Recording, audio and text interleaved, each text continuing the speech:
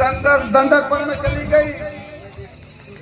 मैं देखी क्या कि दो तपसी बच्चे वहां पर बैठे हैं। दो बच्चे? हाँ, मैं सोची कि हमारे भैया खरदूसर अभी रड़ुआ है, उनका विवाह नहीं हुआ है।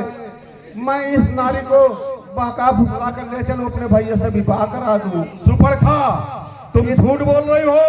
इतने में भैया तुम तो गई होगी अपने लिए, अब बता रही भैया खरदूसर के लिए जा रही हूँ। कहीं पे निगाहें कहीं पे निशाना, भाई को बदनाम कर रही है। भाई नहीं को भैया, बदनाम कर घर रही है। से जब गई तो बता के नहीं गई। नहीं भैया, मरी माई माँ झूठ ना बोला था भैया। क्या काम था बालसपुर का? बिया बाल में जाने का आपका? तोहार माछ ना है भैया, बाबू को मरे बाबू को माछ कहा था भैया। हम अपने पद ना करे तो वही सब कह रहे खरदूसर, अब क्या किया जाए? अरे अब तो इसकी नाक तो कट ही गई, और ये चल के दिखाए दोनों बच्चे हैं कहाँ। सुना भैया,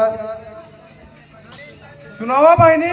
भैया इस दंडक वन में दो तपस्वी एक नारी संग में लाए हैं।